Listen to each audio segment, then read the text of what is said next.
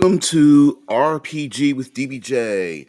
Thank you very much for being here, creatives, community, and kind folks. I appreciate your presence here as we talk on this live stream for about an hour about any and all subjects related to tabletop role playing games, especially fantasy.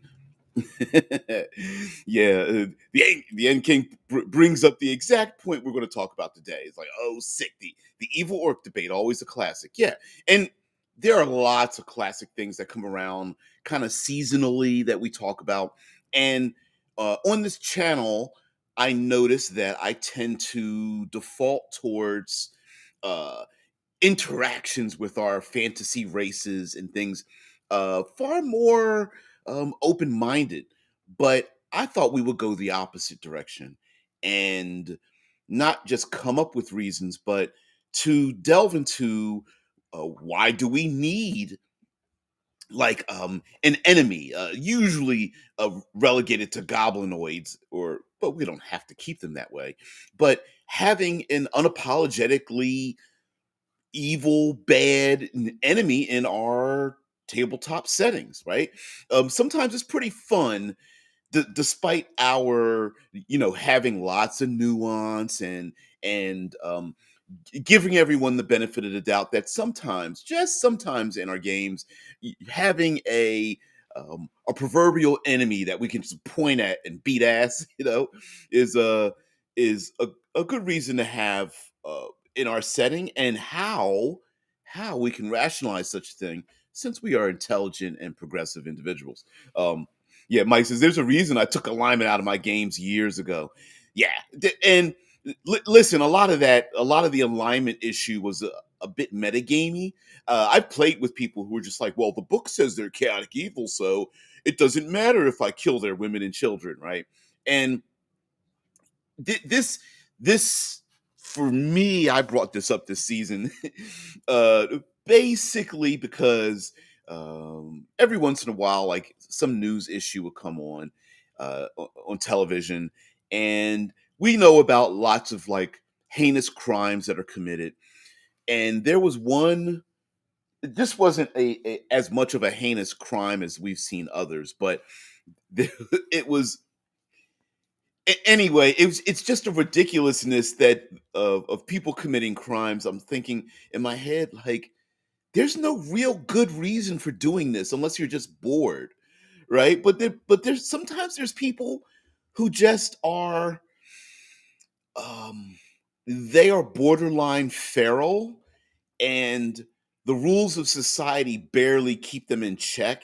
And once you're able to even for a slight crack in the system, they want to take advantage. And I'm thinking, we've got lots of examples of evil goblinoids in our own society, and just take examples of humans, human beings. It's not very difficult, but I thought we would talk about some of those reasons and then incorporate them, because it is World Building Wednesday. So I thought we would incorporate them and put them in our world. So Mike says, if you want unapologetically evil foes, there's all kinds of fiends and undead. Humanoids should be more complex. I definitely agree with that. Like, there's we do have lots of monsters, but there's something about goblinoids themselves that are both, they both represent the bestial animalistic part of society, as well as being very related to us, that um I'm going to make the argument, which I'm not really arguing with you, but I'm going to make the argument that like undead or constructs or fiends from different worlds aren't as relatable um on a very subconscious level as goblinoids are to humanocentric worlds, because we can actually not just communicate with them and reason and such, and they speak with us, but you can kind of like bump nasties with them too, right? And it just and there is a subconscious feeling of like of we're better than them kind of thing, or they represent all the bad things of our society and we represent all the good. Yeah. Mike says, "Yeah, hell, yes, Pathfinder's removing alignment. Thanks for catching up, Paizo." Yeah, so all the D20 clones are doing that. Alignment is a bit old, although I've never really had a problem with it. Hey, Drew, and glad you're here because Drew and Fuzz always has a like Mike always has this different opinion, like a side argument on it, this kind of thing, and I like this kind of stuff. Yeah, the End Kings always dropping knowledge. I haven't ran for a while, but in my world, orcs aren't evil, but they have a high they have a high don't give a damn factor. So it's not rare for one to fight you to death for any reason. Yeah, and listen, we've human cultures that have been like that, right? Like human life, at least the way we perceive it, doesn't have as much value as other people. Sometimes it's just based on proximity or distance, right? Hey, the people that live on the other side of the mountain, they're not as their lives, their culture, we don't respect them as much as ours and people who live in our world and understand us and things like that. Drew says, personally, I think evil is nonsense since that would prevent any social cohesion. Any species that can form any cooperation cannot be evil. Ooh, there's an argument. Okay, okay. But I think let us not delve into why orcs and goblins and hobgoblins aren't evil. I'm thinking of if we're going to bother to have them in the first place, then the reasons why we would think that they would be, an unapologetically evil, and you can fill in the blank depending on your world. Like, why would they exist in the first place? Why would we perceive them to be that way? Um, like one great reason could be, I've brought this up before, that maybe there's ancient animosity. We have ancient animosities with people that we around the world of different cultures or religions or politics and things like that. Maybe there's old enmity from many generations, and even though today we may not understand what's going on, maybe they're just cruel and foul to the people because they've just been taught to be that way, right? Hey, makes a lot of sense if the Elven Empire kicked out the Goblinoids and took their home away from them, and spit upon their ancestral habitat and lands and such. And maybe since then they've been like, we're going to take our land back, and by any means necessary. Now the PCs come along and they don't know about this history, and they're like, why do they keep attacking us? Why do they keep stealing our stuff? And why do they hate us? And well, maybe having yeah, having a conversation might be warranted, but that doesn't mean it'll change their attitudes. Yeah, Drew says goblins and orcs get framed as evil because of xenophobia. Yep, it could be the long-lived elves are like, we should blame somebody for this, right? I mean, I'm just using that as an example. Also, it could be the Menzoberranzan ideal that maybe there's just a small subsect group that happens to have some of the most horrible behaviors we ever thought of, and the other orcs are like, could you help us deal with them because we don't like them, but they tend to be cannibalistic. They're deviants, they're destroyers, they're nihilistic. They, something like that. The classic brought under the thumb of an evil leader, the lich, the vampire king, the dragon, or something that's just like basically excising all the good people out of the group and keeping the evil ones around. Mike says constructs should run a program. Yeah, their behavior depends on who set the orders. Exactly. Elementals should be the most feral of all creatures. Oozes are liquid hunger and should behave accordingly. They are liquid hunger. I like that. But yeah, I mean, uh, constructs, undead, like you mentioned before, like a lot of them are pretty horrible as evil things walking around, and we can give them. I mean, if we want the evil to have social interactions, there's nothing wrong with giving uh, personalities to elementals or undead or oozes, even if we want to in our world. Why not? Mike says Thol has one hobgoblin nation, two orc nations, and one partially goblin nation. Motivation, resources, traditions, and other cultural choices should determine behavior more than a mystical alignment. Yeah, I mean, especially growing up in people that live in harsh environments, even if they aren't treated terribly by other people, their own environments can make it seem from the outside that life can be cheap. But for them, it's just a matter of, listen, life is harsh, and we just need to do what we need to do to survive. And people who have lots of resources may not look at the world that way. They have the safety of shelter. They have the resources of lots of food. They have medicine and things of that nature that keep them alive. I mean, I remember playing in our group that we had a guy that basically had their goblinoids were monster hunters, and they lived out in the wild reaches. And if it wasn't for them, the goodly lands would be overrun by all the D&D monsters, and the goblinoids were literally doing battle with like all the D&D other D&D monsters that were out there, and they weren't given credit for it. They were just like, and they were pissed off about it, like, we've been fighting evil.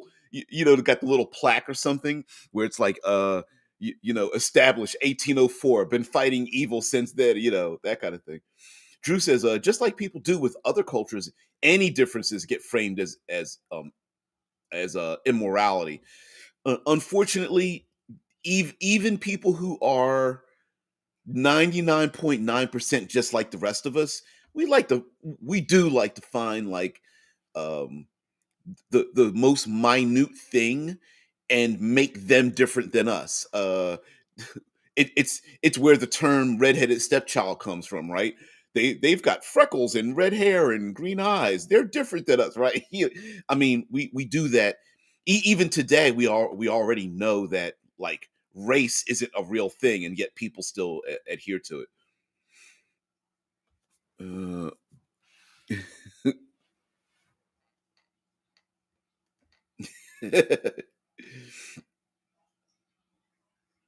Yeah, yeah. Mike says, way back in second edition, I played at a table of seven, mostly elf PCs. Yeah. So I played a half orc. One turned to me and said, "Orcs are a problem best solved with patience and a few arrows." My reply, "There aren't enough trees to make enough arrows to kill us all. We'll just outbreed you." Yeah, yeah. Very, maybe short lifespans, but they will outbreed. Yeah, Drudenfuzz says alignment was always weird for me. I guess that is mostly because I have not much use for moral realism, but subscribe more to a moral anti-realism. Okay, and I think there's plenty of reasons to not use alignment and just use actual motivations. And this goes back into this delves into more of a advice for people who don't know what their players are going to do, and they're not sure how to predict the future. And part of it is try try not to predict what players are going to do.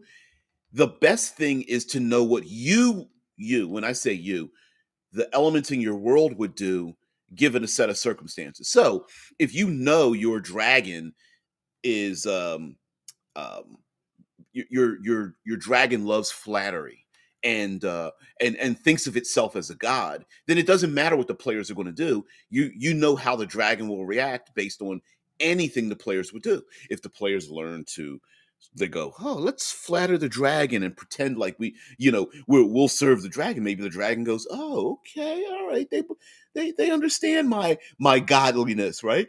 Whereas maybe if the players try to deceive the dragon's like, "You can't deceive me. I can see through the veil of your lies," or something. And the same can be put, excuse me, the same can be put for something like this. Like, for example, maybe the unruliness of your goblinoids is something that people want in the world. We have, this deals with uh what came up in the news. So apparently here, and this is happening around the nation, but here in Franklin County in Ohio, Central Ohio, there are people who are using social media to come up with like organized mobbing. And so they'll find a place, they come up with a place and time, and then online, and everyone's social media will gather together. And then so hundreds of people will show up. This is happening in Chicago and other places. But here in Ohio, they're doing it here as well.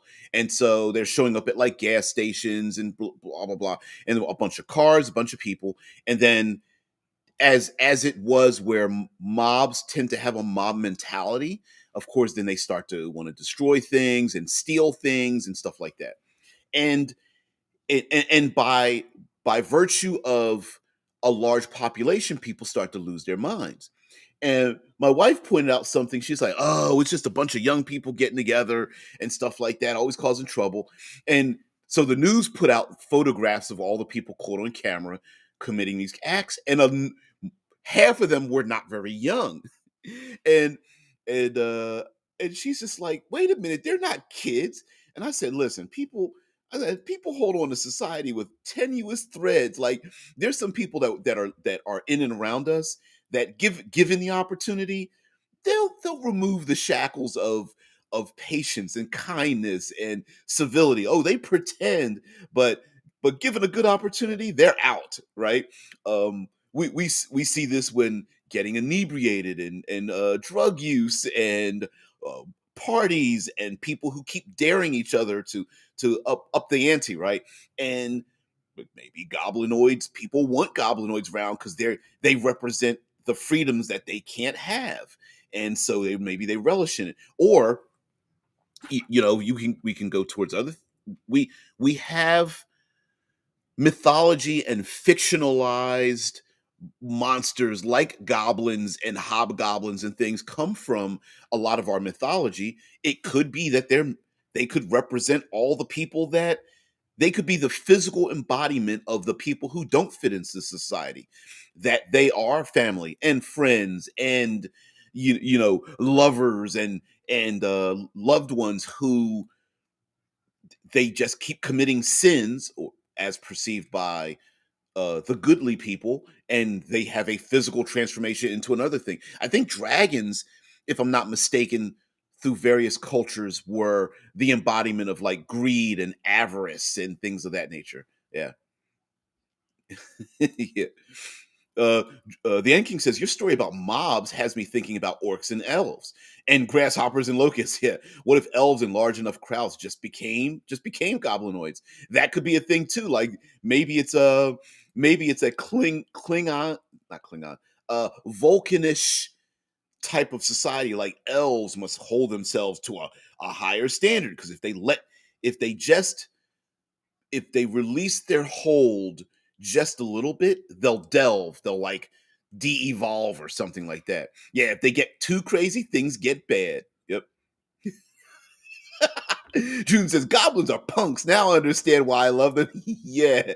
Yeah, they're out there like we're not evil. We just like having fun and stuff like that. Maybe we get a little bit out of hand, a couple of fist fights here and burn a forest there or whatnot, but maybe they're just hedonistic and that kind of thing, right? Now, um again, it could just be one or more leaders rise to the surface. We see this very charismatic individuals who rise to the top, have the ability to manipulate, I'm going to use the word relatively small groups of people into uh, a fighting force, a force of people normally who would normally not be manipulated to do terrible things are very, you know, are like, sure, this person's telling me to do the thing, and I thought about doing the thing anyway. Maybe I will, right? Yeah. Yep, goblin punk orc metal. Right. Something that we this is a side note, but something we don't often see in games, but the emulation of other cultures by people who aren't part of that culture. So, for example, we talk about assimilation and stealing other people's culture. I mean, how often do we see dwarves and elves trying to file their teeth to get the little tusks because they want to be orc like, or shedding of their of silks and furs or something like that and finery and going out into the wild and wanting to be like the orcs that live out in the wild, and the humans that are trying to they paint their flesh and skin and use their weapons and stuff, and like, we want to be just like you. And the hobgoblin chieftain's like, okay, all right, you want to join us? We'll put you through a couple tests, but you can join the rest of us, right? And that's another thing too. We don't need to have monolithic races at all in our worlds. I mean, sure, maybe at least half the population are orcs or hobgoblins or bugbears or whatever, but maybe the other half are like a smattering of everybody else, tieflings and elves and gnomes and such. The End King says this could be why elves are so long lived, but never bring up their population to crazy levels, and why their civilizations are always so sterile and spaced out. Uh, I like the volcanism of that, like the we hold ourselves to a high standard, and come to find out, like, oh, I mean, it's not just because of their arrogance, but it's because maybe they're a little bit dangerous to each other. And uh, now Drew says orc metal sounds good to me. Yeah, goblin punk and orc metal. Oh man, gotta spike that hair up and all that kind of stuff. Down hair, which to be honest with you, could be a could be a thing. I mean, it's a little bit tongue in cheek, but the bardic the bardic culture of goblins and hobgoblins could be a thing that, like, the outwardly, and we see this in our own cultures, right, where outwardly everyone is just like got their nose in there and their chin, and it turns away, like, we don't like that kind of behavior and we don't deal with it. But really, on the side, the young folk were like, oh, I want to go listen to the music, and the music just like drives them to it is almost ecstatic and such. I like this idea. Drew says that is something I do with my, okay, I'm gonna butcher the pronunciation of this, um Vistance setting, that cultures are usually composed of multiple ancestries. This monoculture per ancestry also felt always wrong to me. From the very beginning, it always felt wrong to me as well. Like, so all dwarves are exactly the same, right? All elves learn longbows and short sword mastery. Like, really, all of them, all of them. Like, really, that doesn't sound good. And yeah, I think could, is there any possibility that any culture comes up and has behaviors that are within their own behavior, they respect it, but everybody else is like, oh, that's heinous and that's good.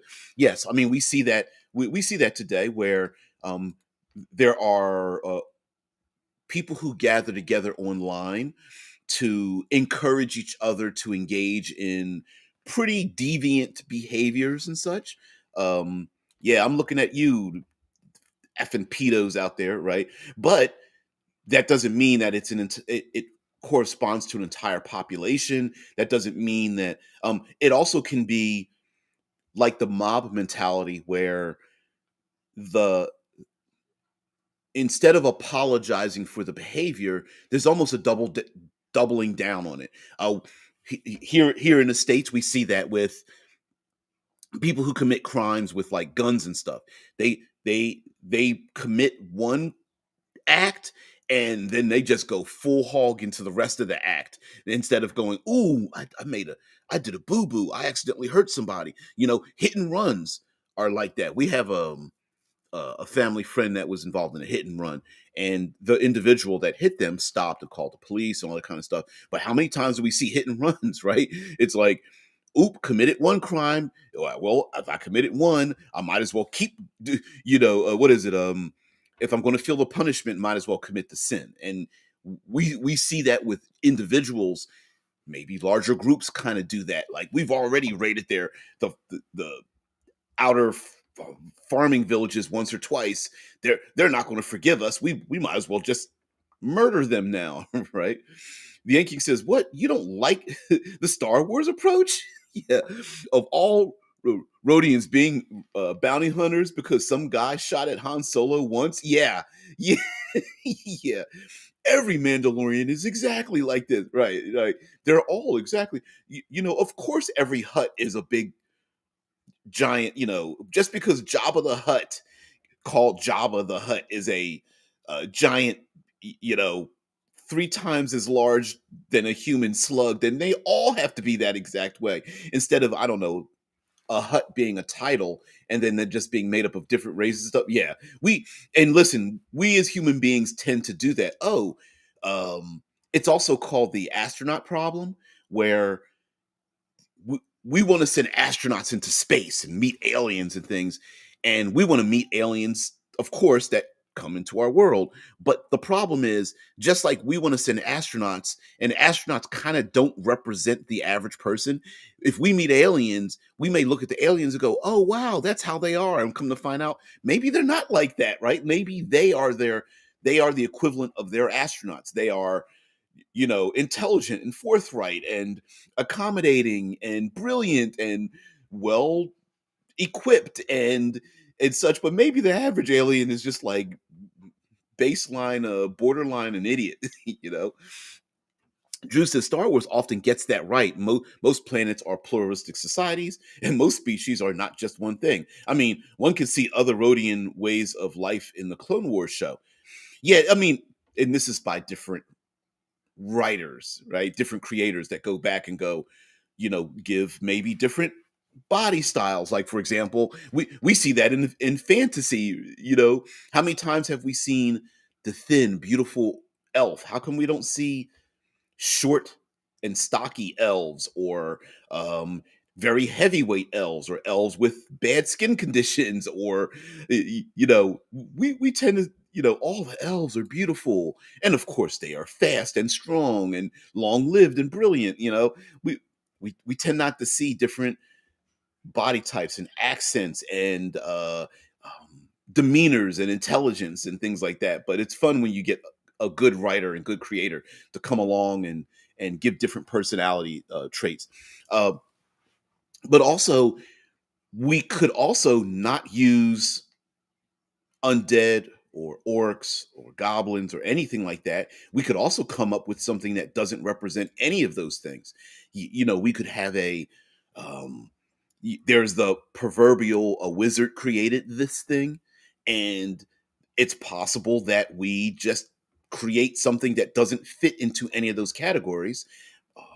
A three-limbed humanoid race that has one eye and purple skin, and they are people eaters, and they use armor and shields, but they have a third arm that extends out of their back, and they use that to wield I don't know, javelins or spears. And they also I don't know, have sonar or something, right? Like, you we could, or they could just be outer worldly beings that have invaded the planet, and we just come up with a new descriptor for them, some terrible habits, and maybe they really are, I don't know, pod people that were grown through plants or deposited through ships, or entered into a portal, or again, existed when a wizard wanted to accidentally created this thing because he wanted to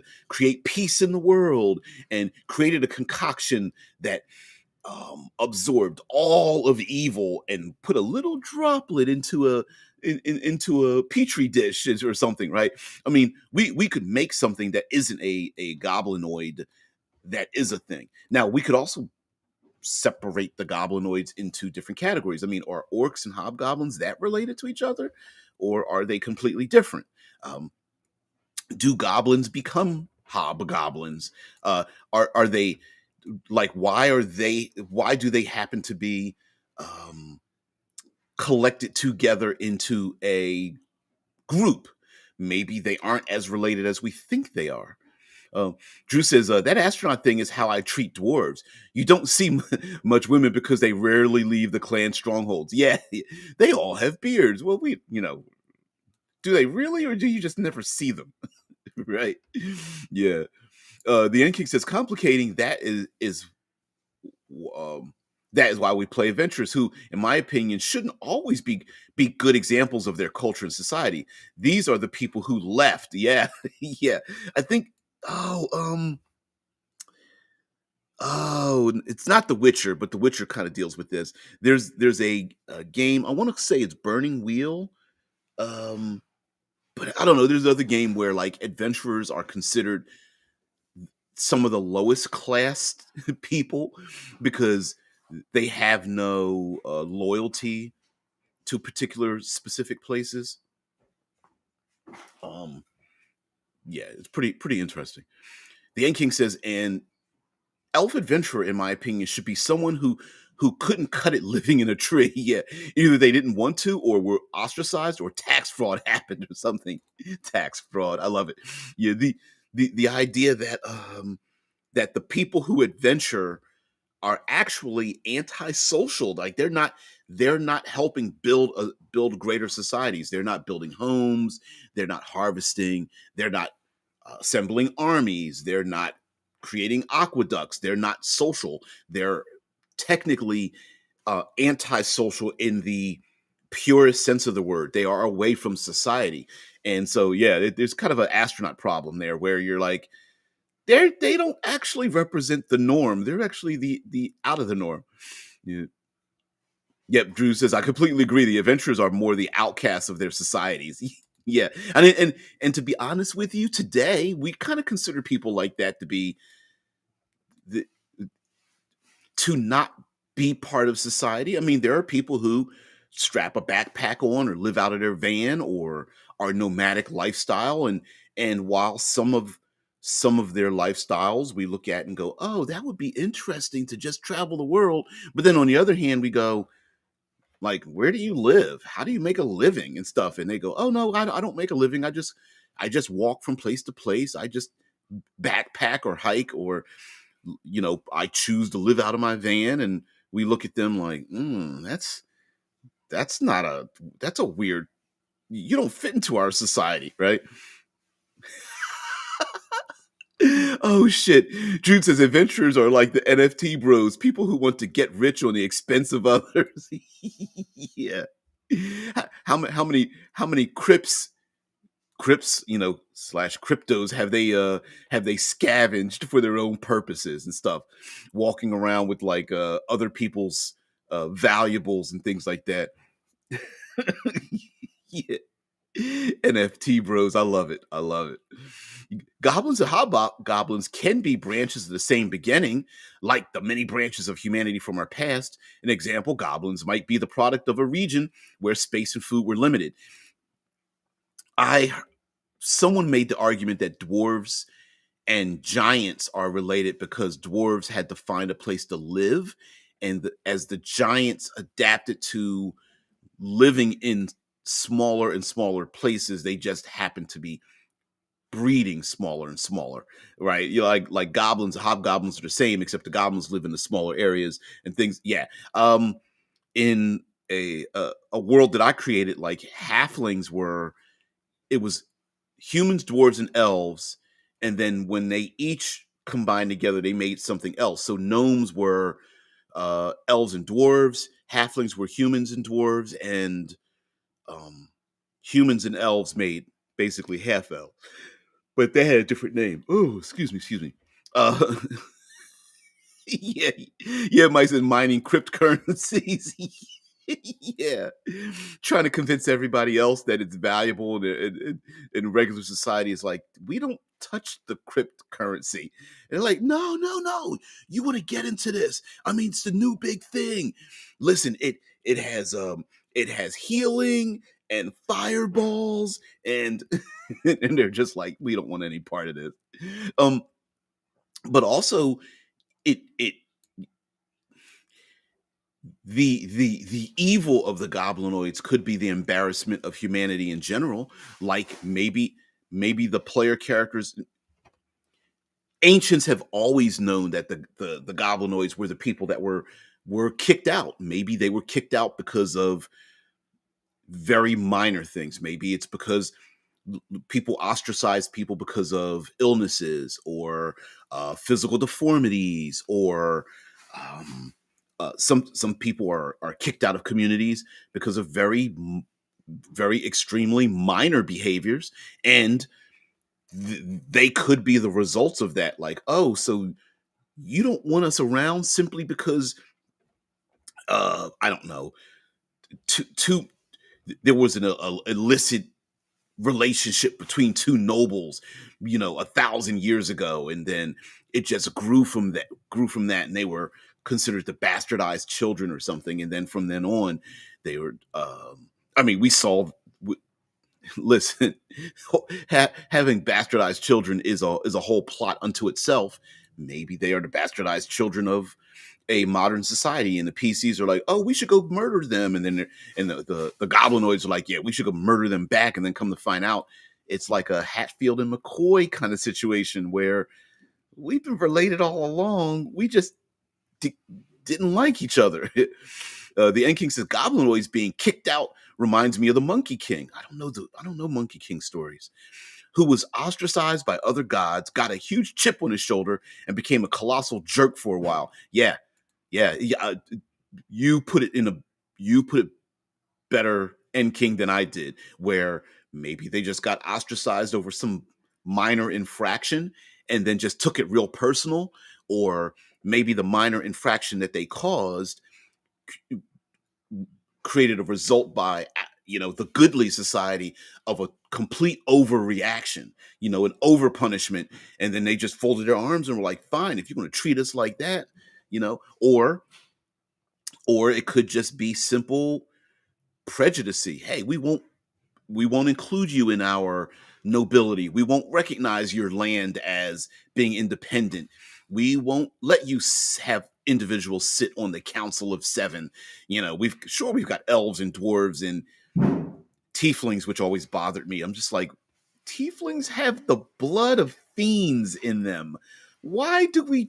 Why would a society not trust orcs and then embrace people who literally have the blood of fiends in them? Now I know, I understand that um, the the the rationale for canon is a thing, but that doesn't mean you have to accept that canon in your own world, right? But it could be just a culture of not recognizing a thing as being a thing. Like, for example, um, the United States was built on land grabs. People came to the proto United States and were like, "Oh, there's lots of land. Let's grab it up." And the people that lived here were like, "We don't have those rules. The land belongs to everybody." And the people that moved in said, "Yeah, that's a crazy idea. We're going to take the land, and you need to get off my land, right?" And so, I mean, it could very well have been the end results of. Yeah, it could be the end results. I'm looking at what you guys have said. Yeah, it could be the end results of not just a misunderstanding, but a massive colonization part. And they're just like, we want our land back, and you just ignored the rules we had. The End King says, Monkey King Cliff Notes. Okay, very moved on. Um, very powerful creature, but he was a monkey, so the gods laughed at him. So he developed a complex, named himself Great Sage, equal of heaven, and beat up gods and demons. Oh, okay. I never. I always wanted to. Maybe I'll listen to that today. Druten says in Disney's Moana, Maui works the same way. Oh yeah, breaking tradition and then getting kicked out, and then an overreaction to a thing. Yep. Um, the End King says, I could totally see a goblin or an orc developing a similar complex if treated a certain way by humans and elves. I mean, we do the same thing, right? You, you it's the, if you're going to feel the punishment, commit the sin thing, right? As people, well, we've to make this on a personal note. and we've seen this happen plenty of times. But I'm going to pick a particular situation. There was a uh, in Boston back in the 80s. I want to say in the late 80s, politician decide to I think he shot his wife in the head and dumped her body in a river, and then he shot himself in the shoulder and then said blamed it on random black guys tried to carjack him or something like that. So the Boston police went around and they wrecked shop on any and every young black person in I mean, it was this whole big thing. And then of course come to find out that it was an easy way out, right? Blame the other for your own crimes, and we've seen this happen throughout the 80s and 90s and 2000s, where people commit crimes and they go, my kids are missing. Well, I forget the girl's name, and she was just like, the a bunch of black guys stole my kids and kidnapped my kids and stole my car, and she drove her car into a lake or something and drowned her kids or whatever. I mean, and going with our fantasy, I mean, maybe elves created problems, maybe they delved into magics they shouldn't have, and opened portals, and uh, created all of those wizards did it monsters, and we're just like, guess who did it? The orcs did it. Yeah, yeah. Um, and maybe other people latch on to very easy explanations of things. So, hey, there we have ghosts in our community. I bet it's the orcs. It's the orcs stealing the stuff, hey, there's a drought. I bet it's because we're being punished because we haven't destroyed the hobgoblins, that kind of stuff. Also, we do have other parts of cultures where it is socially unacceptable for people to perform certain duties. We've had situations where anything from handling the dead to manual labor to money lending to any number of things where maybe it is unacceptable for a civilized person to engage in certain types of actions or behaviors or jobs or professions or something, that we are above doing a thing, but we still need the thing to get done. So the goblinoid cultures to step up, and they're like, well, look, we got to harvest crops, or we have to hunt the evil monsters that lurk in the dark, or we have to, the thing has to get done, and someone has to go into the arcanely irradiated regions of the world. So fine, we'll do it. We're the ones that are willing to do it, and that may be a thing. I mean, for example, people like to raise themselves up in status, and status means power, influence, money. In a medieval society, you have to kind of marry yourself up, and maybe the goblinoids are kind of like left behind. You know, uh, it yeah, having a complex, and taking revenge, treating other people horribly because you gave them a complex. It's yeah, it's the thing. Also, going back to the um, being corrupted by another individual or party or something. Maybe the goblinoids were forced out into a region that corrupted them in the first place, and the elves were like, oops.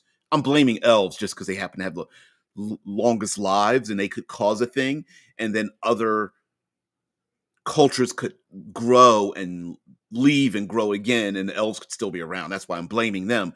But maybe there's something that was very corruptible in the first place, and they sent out warriors to go deal with the thing, and an end result was they became, or hobgoblins, or maybe the hobgoblins and everyone dealt with each other on a normal basis. But then, no, Kitty, no. Oh, Sophie, I know you're the producer of the show, but you can't come up here. I hear you purring.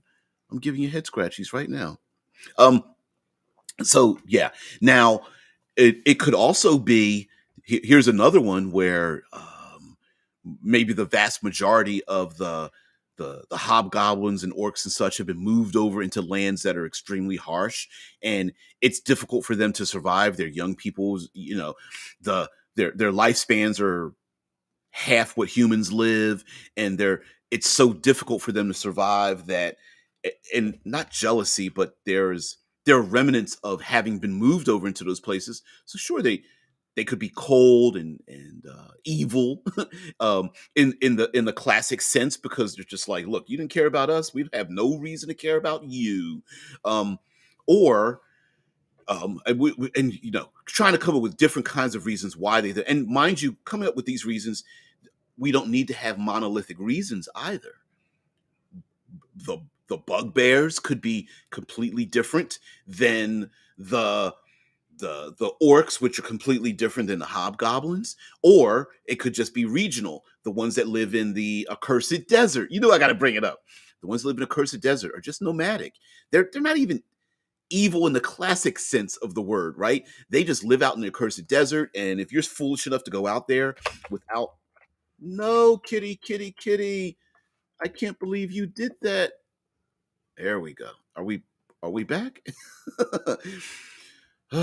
So my cat has decided to join the stream, which to me sounds like a good opportunity to to end this, because you might just get a full frontal bunghole. Say hello to the Hey kid, yeah, Sophia Loren. Yeah, Sophie's. Yeah, I know.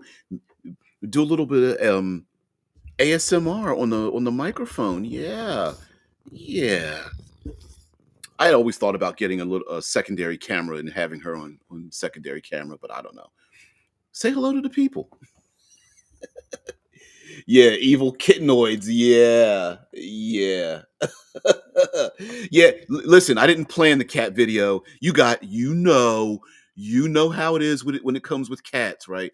Now I could grab her, but I've got cords, and the first thing she's going to do is grab all my cords. Normally I have it's closed off here, but anyway, guys, I want to thank you so much for just being part of the show, being part of the catinoids, as it were. Yeah, go ahead, go ahead, go ahead.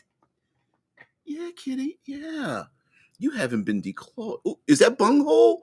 Sorry about the bunghole. All right, guys, I want to have just to let you know while the camera here is being manipulated as such. There won't be a show tomorrow or Friday. I will be going away, taking a trip, doing a what's the description called? It is a bucket list trip. So going to Alaska and cruising there. So yeah, yeah. Oh man, yeah, yeah, yeah. You aren't getting bunghole. Oh, it's all right. Come on, camera. Oh, it's picking up her ear. Anyway, guys, have a great one. I want to thank you guys for just being part of the show. Thank you for tolerating it. Haven't had a cat interruption in a long time. So, guys, have a great one. I will see thee later. Have a great one.